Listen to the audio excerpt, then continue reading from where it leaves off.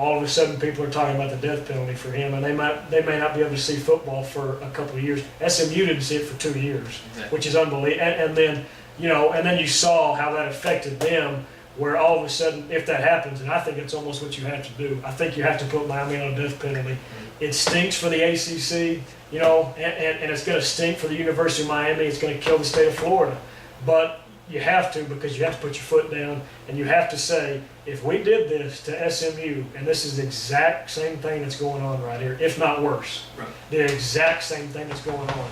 They talked about the one, I forget the guy's name, but the guy who, is the middleman in all this, the guy that made the most of money. They're talking about this guy almost spending $900 million, if I remember, I think that's right, of the university's money.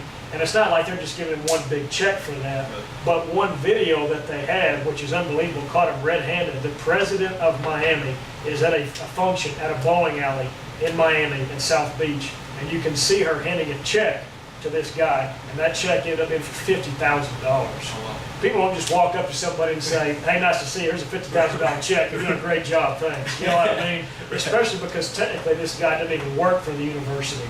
Right. He is a middleman, and this guy's probably going to go to jail, more than likely, for a long time, and he'll never have anything to do with Miami. But I think you have to put them on the death penalty, and what's going to be tough is, if that happens, this is what was so tough for SMU. When that happens, all those players on that team are probably going to go to another university. That's what happened at SMU. Right. They did a great job on the 30 for 30 on ESPN that interviewed these guys and said there really were not that many guys that were dedicated. You got to think about it. You sit around for 2 years doing absolutely nothing. I mean, you can practice, Right. but more than likely they're probably going to cut back some of your practice time too. So you're going to sit around for 2 years in South Beach at the University of Miami practicing? I don't think so. So I think that's going to be the biggest problem for Miami. And you've got to think, if it only happens for 2 years, which I would assume that's what's going to happen, it's at least going to be 2 years to put Miami back on the map. Probably more than that, though. Probably longer than that. So I think my next question would be, if that happens, and we'll say the next 2 years, this season and next season, they get the death penalty, how long do you think it is before Miami can even come back and compete? Well, losing the recruits, like you just said, losing the recruits from Florida. I mean, huge recruits out of Florida, one of the top 3 states in the nation for recruits. If they lose those recruits, I mean, you got to think, you guys have Florida State, University of Florida, all these schools that they actually compete with, even outside their conference, they're not. It's going to be detrimental from at least 5 to 10 years, in my opinion, simply because they have to recruit a new base and convince these young kids to come back to Miami, not just for the South Beach, but for the prestige of the program, or that they can actually be a winning program again, and even despite the death penalty, have those sort of championship type seasons. That's like you have to start over and build a house from the foundation up. Exactly. That's what's going to have to happen with them. It's going to have to start somewhere. My biggest question is, how in the world does anybody that has been associated with the University of Miami, when you go on those recruiting trips to get kids, how do you look their parents in the eye and say, we're going to take care of your son, he's not going to be in any trouble, come to South Beach, we're going to make sure he gets a very good education? How do you do that? I mean, you could probably even have Abraham Lincoln, right? Mr. Honesty. I don't even know if he could defend Miami right now. You know what I mean? With as much trouble as they're in right now. So I just think overall, I think you made a great point. 5 to 10 years. That's probably a good estimation, and that's just competing again. That's not winning. Right. We're talking about just competing, getting back on the map, not being the worst team in the ACC, which probably would happen. I would see them finishing at the bottom of the ACC for maybe 4 or 5 years. Right. Simply because of the distractions. I mean, the fact that the media is around that campus now since day one, since this happened, huge distractions on campus. The players see the media all over the place. They're not focusing on football. Yeah. They're focused on the media and the attention that they're getting. They're not focused on actually playing the game. They're not listening to the coaches. They're listening to the media and what all they're saying. They got rabbit ears like all the other kids that age. You're 19, 20 years old. When you walk into Miami, you got all these people talking in your ear. It's not going to be focused on football completely like you can take. Maybe Florida State might be this year simply because they've been kind of outside the national headlines. And then you got to consider Miami is going to be thinking media for the next 3, 4, 5, 6 years. So wrapping this up, I would think, you think there's any chance, one, that the NCAA doesn't impose a death penalty, and two, I think one of my bigger questions is going to be, what does the coach at Miami, what does he do now? Does he sit back for 2 years and start from scratch? I'm going to tell you, I don't think there's very many guys who would be volunteering for that job. And it's not because he's guilty. You know, his hands are clean. He's done nothing wrong here. All he did was win at Temple in football. We're not talking about basketball. We're talking football. And does he go get another job? You've got to think, if the players think about going to another school, why can't a coach do that? Right. And you consider the players are thinking the exact same thing. They're thinking, coaches, you know, it's not his fault. It's not even our fault necessarily. It's everybody before us. Yeah. You know, so they're thinking to themselves, hey, I got this problem, but it's not just my problem. I have to deal with it based on somebody else's stupid actions.